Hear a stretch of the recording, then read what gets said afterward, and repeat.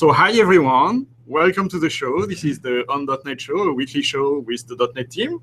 And this week is a little particular because we shipped. Finally. Yes. Finally shipped .NET Core 1.0, Yes. ASP.NET Core 1.0, Entity Framework Core 1.0 after many, many years of working on these projects. I thought it would be fun to start the show off talking about the history of this project that we just shipped on Monday. I was saying earlier that we did a review with Scott Guthrie at the end of the day on Tuesday, and it was basically our .NET Core update for Scott. And you were going to make me guess when it started, but we cannot do that again because now I know. Well, let me get back to that. So as part of that Scott Gu review on .NET Core, he asked a couple of questions. And I wrote a doc, which I have on my screen here. Maybe I can share it with the public in the future as well. But it was a doc basically talking about the background of the project. And it was fun to put the doc together because even I had forgotten when we started this project. And so this whole ASP.NET Core 1, .NET Core 1, EF Core 1 project goes all the way back to 2012. At 2012, we were having the annual MVP Summit, Most Valuable Professional Summit, on campus, and the ASP.NET team had brought a bunch of folks together. Is the video froze? Is it because you have the chat window open? No, we are good. Good. At that summit, the ASP.NET team was trying to figure out what was the next direction for ASP.NET, and we looked at it. There was two options. One option was we've been building things like MVC and Web API and SignalR on top of System Web for a long time. But we were hitting the limits of what we could do there. We actually needed to change System.Web.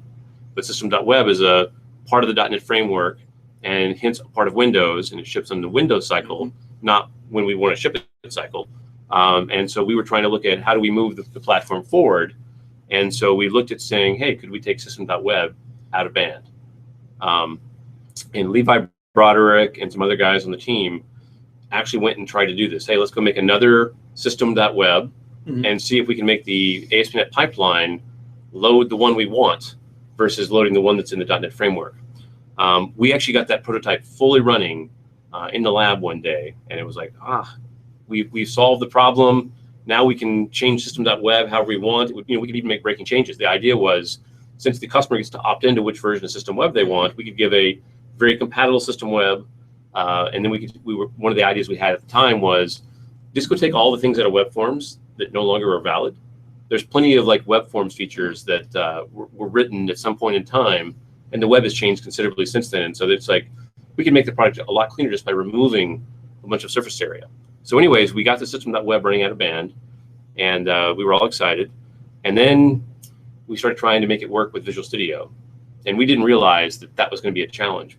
People have to realize that when you're in Visual Studio, when you load a web project, the first thing it does is it's going to go load System.Web so it can see all the types and stuff like that your project's using. Well, how does it determine which version of System Web to load?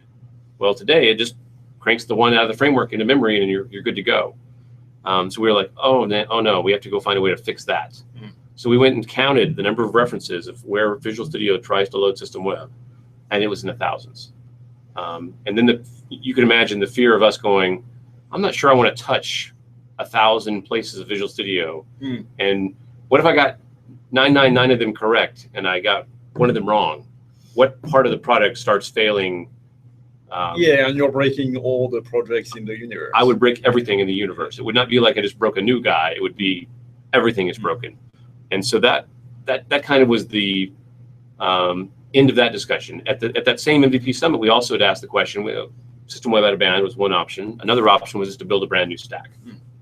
And so we'd actually, as I said, after that summit, we actually took the feedback and we're going to go do the System.Web out of bands until we hit a wall. And we hit the wall, we're like, okay, we can't make this work. So let's go start considering building a new stack. And if we built a new stack, what would we change? Why would we make it different? I mean, it's a unique opportunity. It's a unique opportunity, and that's a funny story in itself. Because okay, we decided we want to go do this, and so Scott Guthrie is the creator of ASP.NET, and whatever we were going to do, we wanted to go get Scott to approve it before we actually went and did full court press on this thing. So we were so petrified of making sure that we had an awesome story that we could actually sell Scott on this, that we spent the next 6 months working on the deck that we would then go to present to Scott. Who's we? A bunch of people. That was Dimitri Robson, who, once again, one of the fathers of ASP.NET, in my opinion. He was one of the engineering managers when we first built the product. Damien, Levi Broderick, a whole bunch of folks from the .NET team were all kind of involved in this about what problems are we trying to solve. And there was a couple fundamental problems. One of them was, how do you make something side by side? The biggest complaint on the .NET framework today is, oh, I'd like to have 4.5 sitting next to 4.6, sitting next to 4.7. The problem is those are so big that you grow the size of the operating system by doing that. That's the reason we don't do that today. We'd love to have more side-by-side .NET frameworks, but it's just too big to do that. And so side-by-side was something that we thought was something we'd want to solve. Another problem that was in those original decks was we were looking at the web landscape, and of course in the web landscape, Node was out there, Ruby was out there. Go wasn't really around at that time, I don't think. 2012-ish, 13-ish. I'm not sure, but there was it was a thing, but it was not the thing that it is today. There was other tech out there, and we wanted to go take a deep look at those other techs and say, well, Java was out there. I mean, the big ones I think at the time for us were Java and Node, and we started asking ourselves the question, hey, how do we make sure that .NET doesn't ever lose to Java? And one of the missing pieces that we had, there was two missing components. One is, well, we're not open source. I mean, the frameworks on top were open source, but the entire stack wasn't open source. Yep. And the other one was we were not cross-platform. And so another notion of this rebuild the stack was full side-by-side. We can do that because we're going to make the stack a lot smaller. We're going to have fully open source. We're going to have fully cross-platform, and so basically, there's no reason not to use our stuff. And then there was a whole bunch of other problems that we looked at as well, and some of this is the side-by-side stuff. We've had numerous people that have had ASP.NET applications or even WinForm or WPF applications that have been broken over time when a Windows security update happens or something like that. And how do you turn those on or off? You feel like you're out of control a little bit because sometimes, as a developer, the bits on your machine might not match the bits on your server because it depends on the window update policy you're running and stuff like that. And so we wanted to solve the notion of whatever you built on your machine was against the same bits that was on your server. So that's privileging fidelity. But what about servicing of that? Servicing is something as well. We want to make sure that we could do something. Here was the actual key points on the servicing. Was yes. Obviously, we want to make it where you don't get in the state that you could get into, but we really looked at how many massive, major zero-day security bugs do we actually have in our stack. And it ends up being sometimes one a year, maybe two a year. It's a pretty small number that we have a major zero-day kind of security bug. And kind of one of the philosophies was only patch those. Right now, when you get a Windows update, we might patch a lot more of the .NET framework than just the 0 days. You might get some compatibility stuff for WinForms or WPF or something else, which brings slight breaks to your project that you're not aware of. So we had this whole key tenet of things that we wanted to go try to solve with the stack. Versioning was another one. We thought there was too many concepts. Do you have something in the GAC, or is it in your bin folder? Do you have a publisher policy? Just the number of rules that .NET used to try to figure out which thing to load was super complicated. We had started building the NuGet ecosystem. And does your application reference NuGet packages, or does it reference DLLs? Having two concepts felt complicated as well. So there's a whole bunch of, we were just trying to simplify the platform, give the customer more control of the platform, and then have no reason that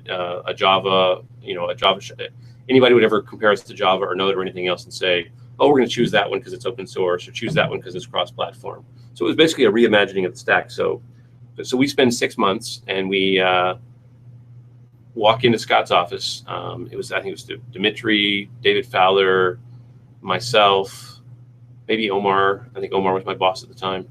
And we walk in and meet Jason Zander and Scott Guthrie to go do this thing. And we had an hour presentation. The meeting was over in 5 minutes. Wow. We went through the slides. It's like next. Yes.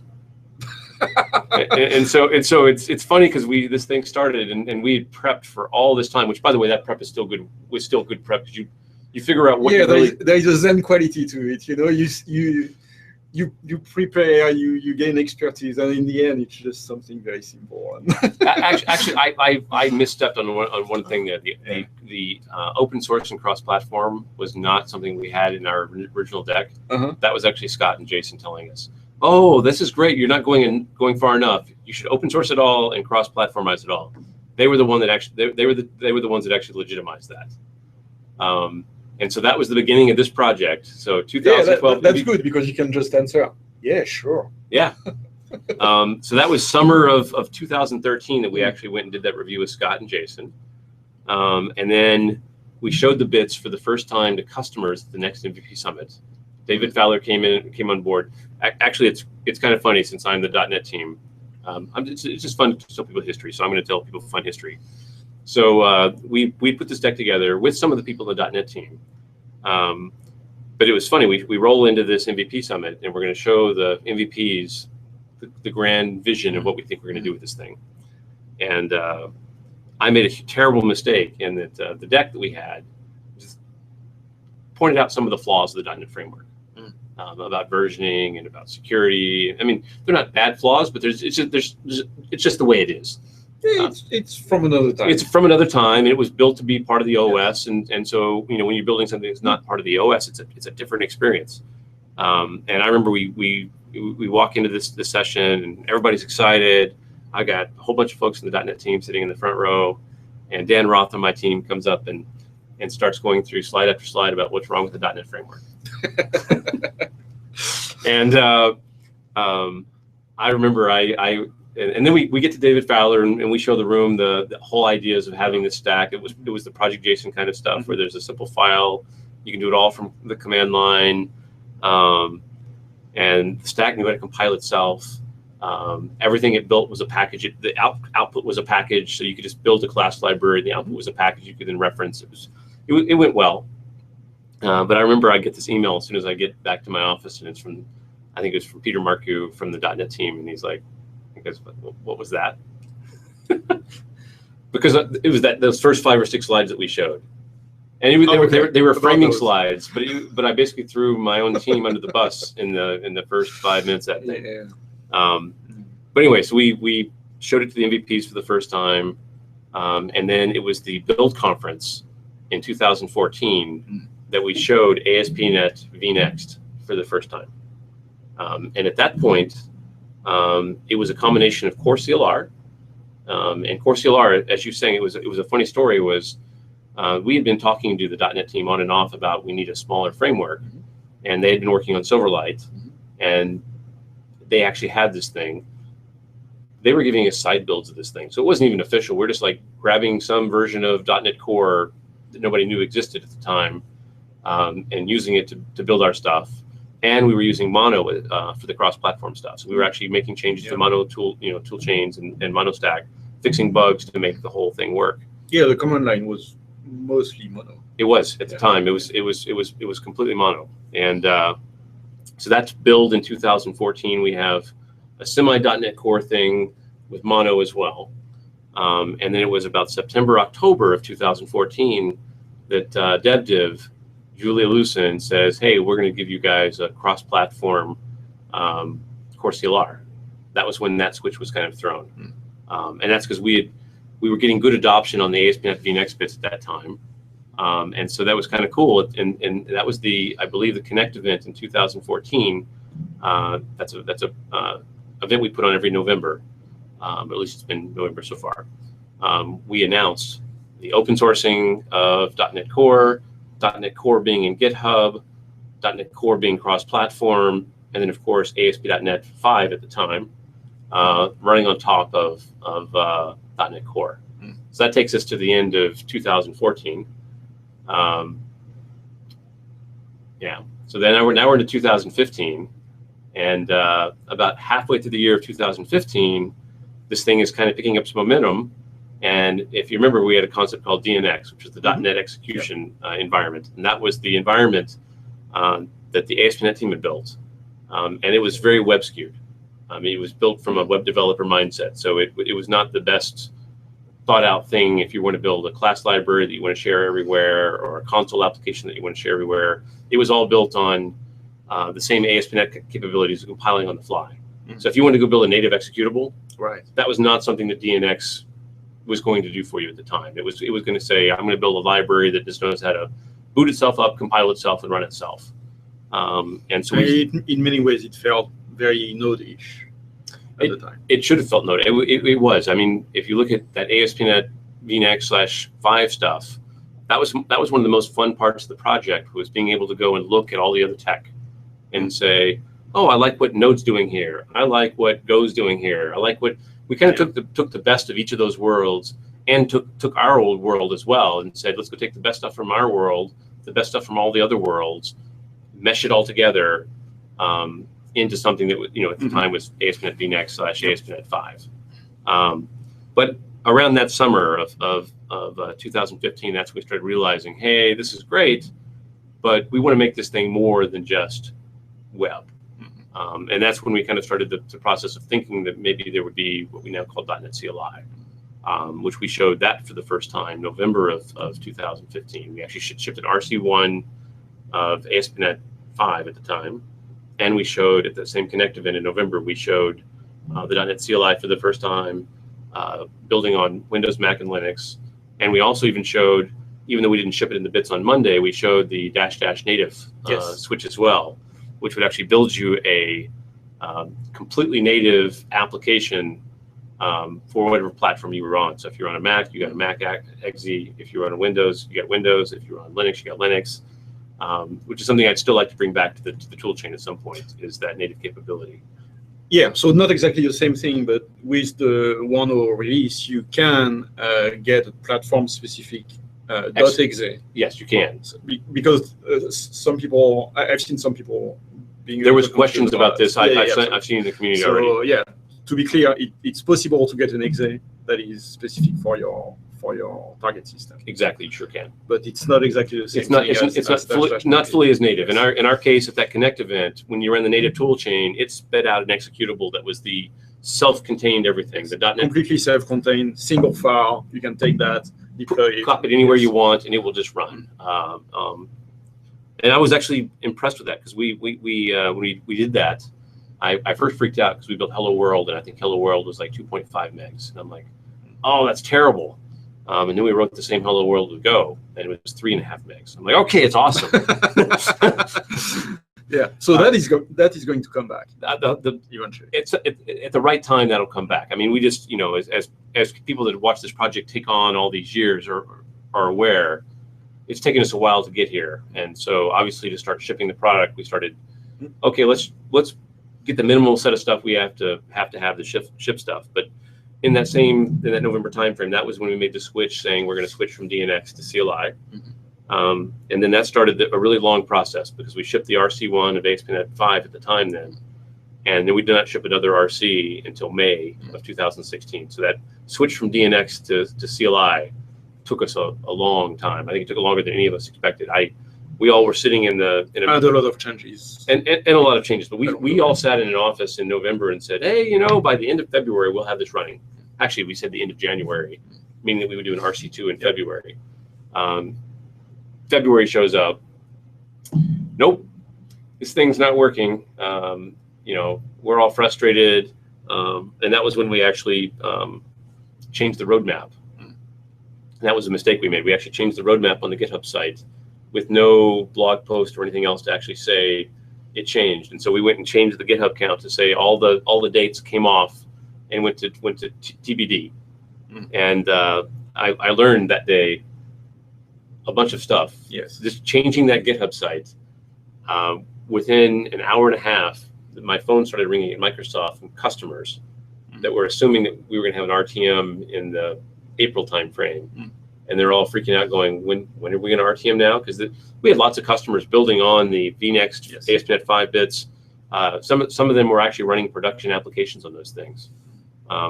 So we learned a lot there of don't ever announce something via GitHub or via Twitter or any of those things. Always have a formal blog to go with that, and I'll drill into that a little as we get to the end of this history lesson. And so we shipped the RC2 in May with the CLI working for the first time. Kind of rocky. It was not a bad release, but it was not a great release. And then obviously this Monday on the 27th, we shipped the RTM of the frameworks finally. So that's kind of a history lesson of how this thing started off as an ASP.NET VNext thing, but then got .NET Core behind it, Mono behind it, pulled into a cross-platform .NET Core to the thing that we're shipping today, which is a crazy adventure. But 3 years. 3 years from the time we got approval from Scott to go do a crazy new thing to actually shipping it. Which was way longer than I thought it would be. In fact, we'd all forgotten. It wasn't until I wrote this white paper that people in the teams are like, oh yeah, it really was that long. Yeah. We should talk about the fact that we we shipped all the stuff on Monday. There's a bunch of cool stuff that came with that stuff as well. So Visual Studio Code, we shipped a C# extension for Visual Studio Code on Monday as well. That extension lets you build any .NET Core application on any platform with full support for debugging as well. And the extension will be downloaded automatically when you start doing C#, basically. Does it download automatically? It's ping pong back and forth, so I don't know anymore if it actually does. Last time I actually had to manually install. Okay. You have to manually install. Maybe I'm wrong. Okay. You are. I'm wrong. VS Code is flip-flopped on whether there was a point in time that VS Code, if it saw an extension for something it knew existed, it would then go and try to automatically download the extension for you. Right now, you have to go manually install the extension into VS Code. But that extension is cool because it gives you IntelliSense, colorization, debugging. It understands the project system. So you got a great VS Code experience. That was shipped on as part of our bits. We shipped Docker tools. So if you want to take an .NET Core application and run it via Docker, we've got full support for that. You basically right-click on your project, and there'll be an option in the right-click menu that says, I want to enable Docker for the project, and we go stick some stuff in the project for you. So that's from Visual Studio? It's from Visual Studio. It's a Visual Studio extension that you can download separately, install into Visual Studio. And when you do that, as I said, you can right-click on your project. It will enable all the stuff to create Docker containers for you, all the Docker files. And then if you have a local Docker environment set up, you can actually control F5 and F5 directly into the container and debug it right on your machine. You can also remotely debug a container as well. We've shown that at a couple of events. So we have awesome Docker support. Other cool stuff that was released. So what size approximately does the Docker image? I think the one we have, we don't have a. I don't think we have a fair comparison. I think we have an 800 meg image up on the Docker Hub today. Okay. But we've not worked yet to really optimize that. So it will get a lot better. It's going to get a lot better. So one of the things that we want to do moving forward is obviously we think that .NET Core is a phenomenal platform for building container applications or microservice applications, or any combination you might be building microservices on containers. And so we have that's going to be an area you're going to see the team really push hard in the future. So as you said, size is something we care about. Getting ourselves onto, and by the way, our Docker support will be both Windows and Linux. Of course. We want to support both of those platforms. And we might do some crazy stuff. Like we've been playing with Alpine, which is like an almost embedded Linux. Yep. And it's awesome. Imagine having an Alpine plus a core thing.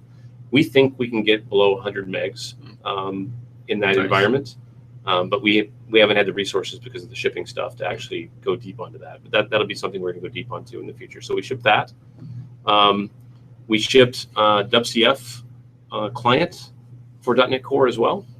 So this was something. If you go to the ASP.NET Web Dev blog, there was a blog post there about WCF client. And what this enables you to do is build a .NET Core application that can talk to a .NET Framework WCF server. Yeah. It's the client side. It's the client piece. WCF. It's the client piece, which allows you to, as I said, you can if your app if you have an app with multi-tiers and some of the tiers are WCF, .NET Core can easily call into those things. What else did we ship? We shipped Entity Framework Core. Entity Framework Core, for those that don't know it, it's a reimagined version of Entity Framework. It has a similar kind of history. It started about the same time that we really made the hardcore pivot decision to do a new version of ASP.NET. We started thinking about EF, and in the EF side, what we really thought about was we had this great Entity Framework thing that a lot of our customers loved and used, but it only worked for desktop and server applications. And we had people from the Windows Phone team saying, "Hey, we'd love to get this on the phones." We had folks from the Xamarin world saying, "We'd love to get this on the Xamarin stack as well." And so originally, EF Core was actually called EF Everywhere. That was the code name that we had inside the team. Building a Which version. is not bad. Not a bad name. Yeah. It was a version of EF that would run everywhere. And the way we did that is EF was historically built on something called EDM, Entity Data Model. Okay. And EDM was a technology the SQL Server team built years and years ago to model anything. And yeah. And I remember that. Yeah. Yeah. They say I'm pulling the cobwebs out of you.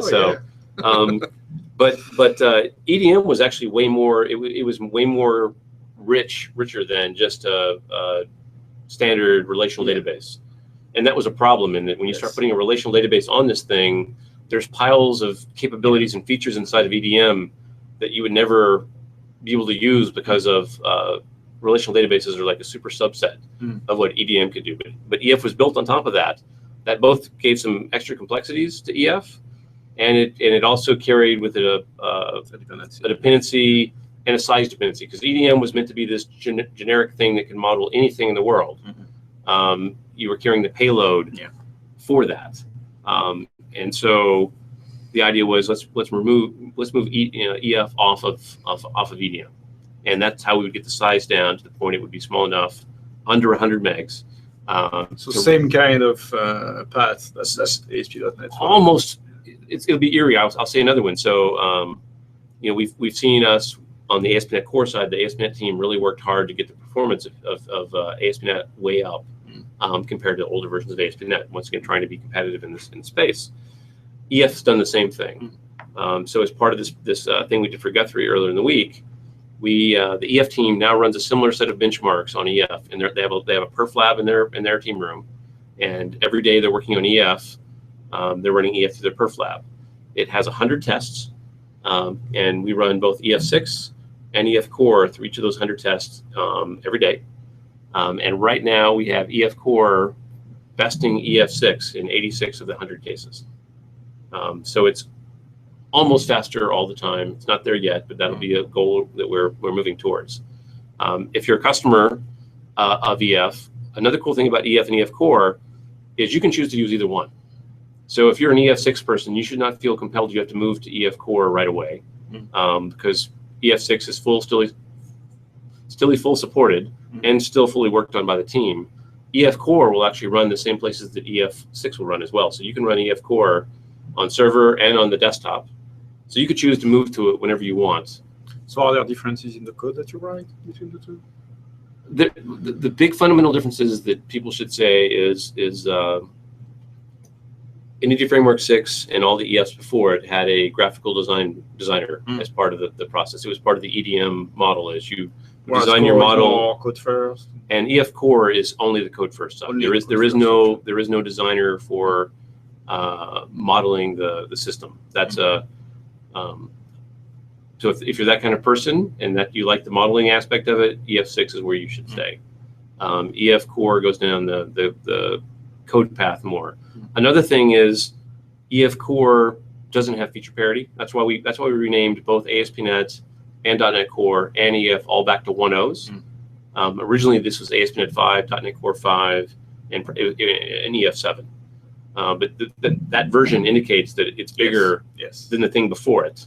So it's very, very similar. And customers, the .NET Core stuff is all a 1.0 because it's not as mature as the .NET 4X stack, as the EF6 stack, the ASP.NET 4X stack.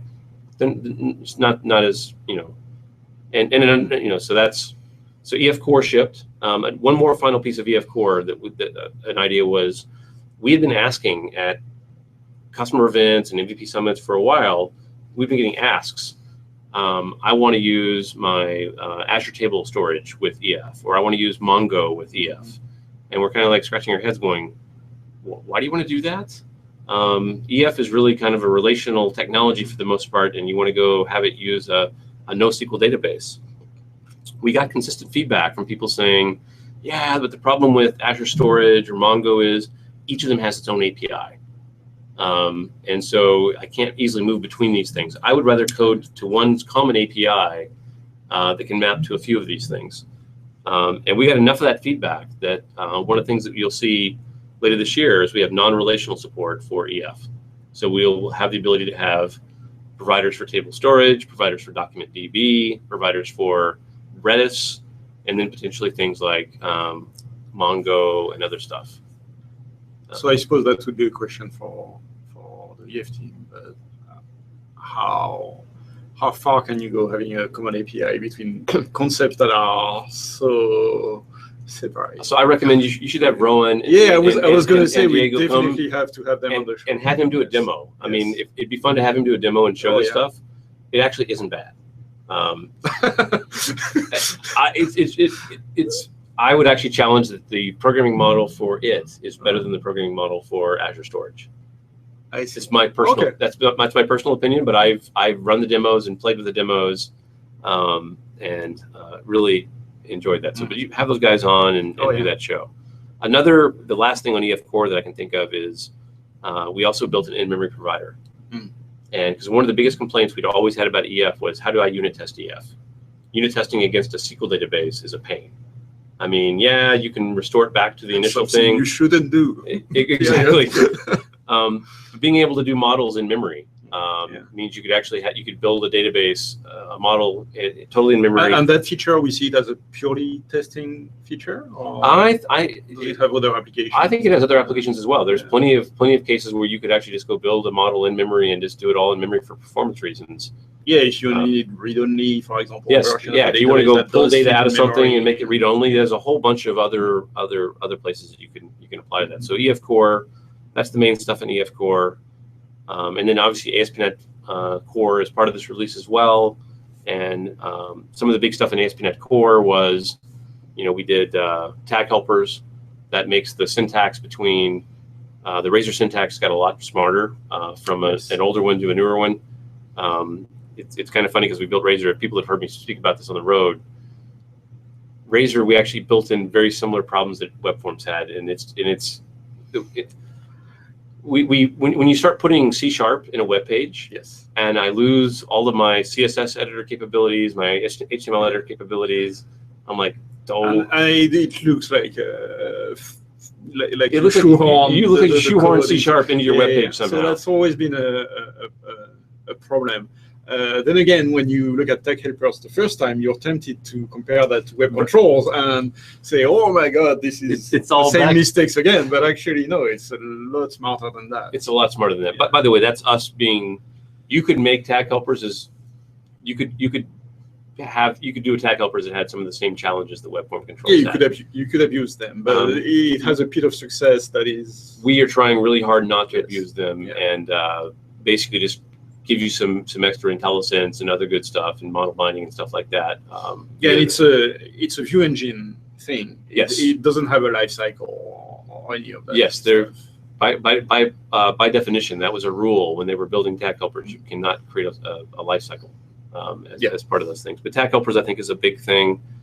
We rolled dependency injection into ASP.NET Core from the bottom up. And what I mean is we've always been able to use dependency injection with ASP.NET. For example, Orchard has been using it very successfully for a long time. But if you want dependency injection to fall all the way into things like the view engine, you can actually inject stuff directly into a Razor page now, which was stuff you could never do before because the ASP.NET because it's also we built our stack on dependency injection. So there are many arguable things on this topic, right? I'm not going to get into the arguable things about whether you should exactly. Maybe that's a topic for another show. That's a topic for another show as well. I really love that dependency injection is in. But people ask for some of those things, and we've learned that if people ask, we're not going to just say, because we think we're from a pure standpoint, you shouldn't do that. We're just not going to let you do it. We're going to let people do, if a majority of our customers ask for something, I'd rather give it to them than others say that, hey, I'm right and you're wrong and you can't have that. So dependency injection is a huge thing. We completely revamped logging throughout the entire ASP.NET product. And it's built in from the bottom up. In the old world, in web forms, you had some decent low-level logging, some. Now it's completely through the entire pipeline. Yeah. You can turn the detail levels on and off. You can even turn logging on and off for a running app without restarting the app. You can change the level of logging up or down in a running app without restarting the application. So I think from a cloud perspective, there's a whole bunch of cool things there. Useful. And then also as part of ASP.NET Core, another big key tenet of ASP.NET Core was System Web and ASP.NET were tied to IIS. In fact, we actually flowed IIS capabilities into the System Web's thing. If you look at modules and handlers, those map to concepts in IIS. One of the goals in ASP.NET Core was to allow ASP.NET to either be self-hosted. So there have been many previous attempts at having a web server running ASP.NET, such as Cassini, without IIS. Yes. IIS Express is also arguably not IIS.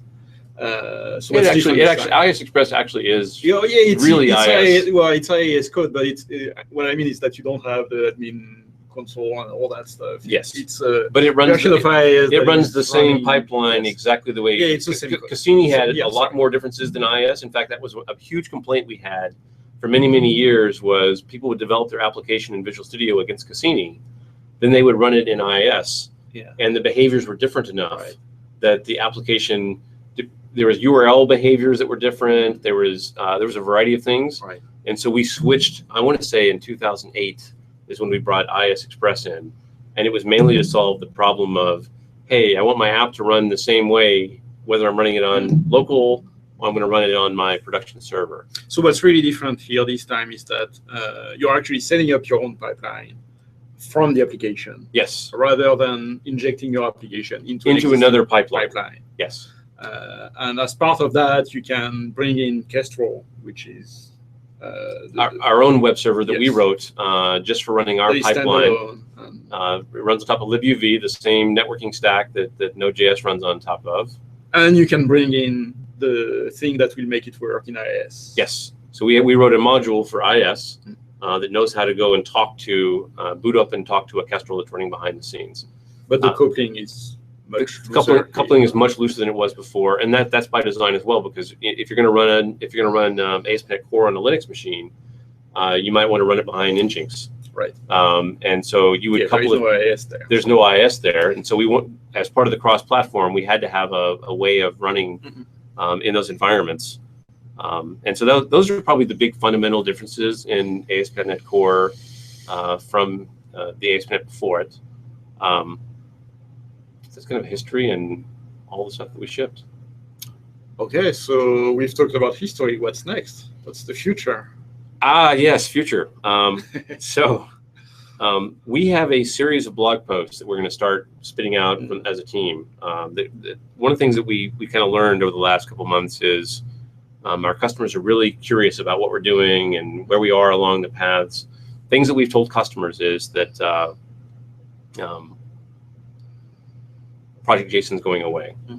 And that's going away. We talked about that in other shows, but that's really going away because we want to make the tooling consistent across Xamarin, across Unity, across Visual Studio, across Visual Studio Code. I think the next big steps that are coming is later this year, we hope to have a 1.1 release or either 1.2. I can't promise what version it will be, but we're going to bring APIs back. And we're bringing APIs back from the perspective of, I want to make code sharing across any .NET stack easier. So if I'm a package library author like Newtonsoft who built JSON.NET, it'd be great if they could just build a JSON.NET that was targeting against what we call .NET Standard. And by targeting .NET Standard, they build one version of JSON.NET, and that runs on desktop, it runs on Xamarin, it runs on Unity, and it runs on Yeah, so today JSON.NET does run on all those platforms, but if you crack open the NuGet package, you will see one DLL for each. There's there's a folder for each of those platforms. And it would be great if you didn't have to have a folder for each platform by having a piece of .NET that's common across every of the vertical implementations of .NET. Yeah. A big chunk of stuff. And so APIs will come back as part of that. So with the .NET Core that we shipped on Monday, there's some missing APIs. What we're trying to look at is what's the code in the .NET framework that's not app model specific. Anything that's not app model specific is something we would consider as bringing back. App models, for people that don't know, that's like ASP.NET, WCF, WinForms, WPF. Any of those things are obviously things that are platform specific, but there's a bunch of code that's not tied to any of those app models, and there's a bunch of code that also could run on all the platforms, and that's what we're going to call the .NET standard. And so the goal is by the end of the year to start bringing a bunch of APIs back, hopefully to the point that we have this huge chunk of .NET that's shareable across all the different .NET verticals, and people like JSON.NET can go target that. We have the tooling work to remove project.json and move back to CS Proj. One of the things that we've promised customers is if you build an app with the 1.0 bits, whenever the tooling is done, the tooling work to go back to CS Proj, you'll open your existing 1.0 app in Visual Studio or VS Code or whatever, and we'll transform the application. That means we'll take the stuff in project.json, move it to other parts of the project system or other files, however we decide that work's going to happen. So that transition is something the team's working on. That'll happen hopefully later this year. That's a thing coming. If you look at it, these are all 1.0 products. The ASP.NET guys are chopping at the bits to do a SignalR, our real-time library that we had on ASP.NET to build a .NET Core version of one of those things. We also had something that I liked. It was called Web Pages. We'll bring back a flavor of that. It'll be called, in my world now, I call it controllerless views. The ability to write a Razor file without a controller. I really want it to be, the vision of the previous web pages was always that you could go write one of these pages and then drop a controller in and it would just work. And so I think we're going to try to do something like that. But the reason we're going to build features like that is if you're just trying to learn programming for the first time. Yeah, right. I was going to say is the idea here to reduce the barrier to entry. Yeah, I mean, if you look at building an MVC application, it requires you to understand a whole bunch of concepts to get started.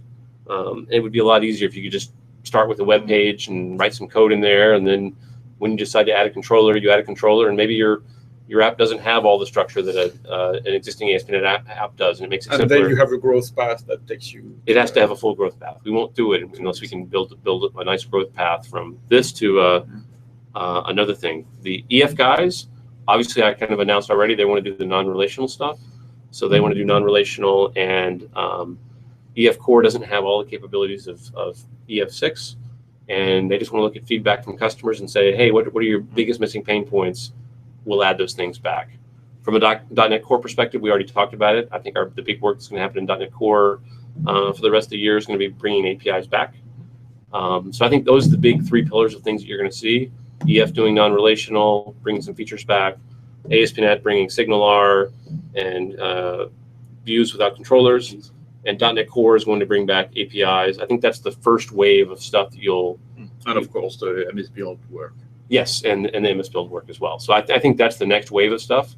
But to help our customers, the plan is, Scott Hanselman doesn't even know this yet because I haven't talked to him because he missed a meeting last week. But Scott's going to own the .NET blog. And what I mean by that, not everybody has to go through Scott to get on the blog, but he's going to own a weekly post. And like one of the first posts that will be coming out will be one that talks about our support policy. What is the support policy on .NET Core on Windows, Mac, and Linux? So we're going to have Lee on the team write a post on that. I see a post coming on .NET Standard explaining what is .NET Standard today, why is it there, how do you use it, and then what do we think it's going to look like, 2 or 3 months down the road. That'll be a blog post. There's definitely a blog post going to come on the moving from Project JSON to CS Proj. What do we think that'll look like? Here's some examples of what your CS Proj could look like, stuff like that. So I hope to have a schedule of these that we'll do every week. We'll do one, and at the end of that one, we'll talk about the one that's going to come next. and that will be a way that we can give the community a weekly pulse of where we are as we move forward. So hopefully we don't ever make a decision that surprises somebody. Yeah. Do you see other avenues for people to give us feedback and give us feedback on future features? Right now, I think the biggest avenue for giving us feedback, I'm going to say unfortunately, is I think GitHub. GitHub's a great place to go. All of our projects are there. We do read all the comments. Why do you say unfortunately? It feels unstructured. If you want to go find out all the suggestions that customers have made today in GitHub, how would you do that? You'd have to go read reams of comments on all the various repos to actually get yourself to a state of doing that. Yeah, and we do have a fair number. And we have a lot of repos, and I think more will come. And so I think a challenge for us is to go find a better way of consolidating some of that together. I mean, I'm not going to stop the GitHub thing, but I'd like to have a way it's more structured. And maybe it is the blog again that we go and take the feedback we're hearing from those things and call out, hey, here's the top 10 things we're hearing. How do you see the role of the .NET Foundation in this? .NET Foundation, we're still trying to figure out exactly what all we want to do with the .NET Foundation. There's a couple things that I want to do with the .NET Foundation. One thing is we do provide a bunch of help for open source projects with the .NET Foundation, and that could be a variety of code signing, keeping your secrets. So, if you're working on a project and you went away, the secrets don't go away with you. Yep. So somebody else could pick up and still do that kind of stuff. We will look at seeing if we want to use the foundation as a mechanism to, hey, there's a gap in the .NET open source ecosystem. There's something that's not been ported to core. Maybe we go help actually, as an organization. There have also been some interesting companies joining the foundation recently. Yes, there have. Samsung, Red Hat. Unity joined as well. JetBrains is there as well. Yes, JetBrains. I was going to get to that. So I was going to say, so I think one thing is trying to use it to go help, foster some of the OSS stuff out there for the .NET group. Another thing is, as you mentioned, we have a bunch of partners. I would consider all those people partners. We actually launched .NET Core at the Red Hat event, developer event earlier this week, and I got some people that asked, why did you do that? In fact, it came up in this category as well. It's kind of funny because he actually had the same answer that I would tell all my customers, which is we did it because we thought it would no better way to show our commitment to open source and cross-platform than to announce our platform, at a competitor conference. And so that was why we did it there, was for those exact reasons. That said, I'm not trying to push my customers to use Linux or Mac. If you're on Windows, I hope you stay using Windows because Windows is an awesome platform. And right now we actually run faster on Windows than we run on the other platforms. But all those partners kind of join, and they join something called, we created something called the Technical Steering Group. And kind of the vision of the Technical Steering Group is, as we make big changes, obviously they affect those partners in some cases even more than they affect you and I. If we change from Project JSON to CS Proj, well, JetBrains has a project called Project Writer, which is their cross-platform .NET IDE. Obviously, that has huge implications to those guys. Of course. Red Hat's the same way, and so some of those initial partners are all there mainly because they're big partners of the .NET ecosystem now, and we want to make sure there's a sounding board for us to go and talk about what we're doing and for them to tell us what they're doing and make sure that feedback makes it into the product back and forth. How much time do you have? It's 2. Do you have something now? Let me see. I have something now. I gotta go. Okay. Sorry. Well, that's been very interesting. A lot of history and probably info that would be hard to get anywhere else. That was great. Thank you. So a few announcements. I can I'm gonna leave it to you because I've got to go run. So thanks again. That was great. Thank you guys. Enjoy the product. Oh yeah, try it. Enjoy it. Try it. Play with it. Yep. If you get a chance, it'd be fun to show if you go to the dot.net page and scroll down, and you see the Hello World application there that you can actually run in the browser. Oh yeah. Can you show that? That is. Yes, I can do that. It's on the main page if you scroll down. We planned it. That's a. We're trying to get new developers into .NET, and so we're going to make it super easy for people to actually learn how to program in .NET. And we're starting off with just a C# example tutorial, but you can expect ASP.NET tutorials and Unity Framework Core tutorials as well. Thanks. So I'm going to show the history fast and then do a couple of announcements. Okay. So let me share here. So now I have the recursive thing. Okay. So this is the new .NET homepage, which will direct you to microsoft.com/net. And if you scroll down on this page, there is this awesome thing here, which enables you to run .NET code in the browser. So there are a number of examples here that you can run. So this is interesting, but there is behind this a full tutorial that's going to show you how to get started with C#. And this is really awesome. So you can look at dates and times, for example, and here all the code samples can actually be run in the browser, and you can modify them. So let's see, for example, if I change this one, I can rerun it, and it works. So this is a great place to learn C#.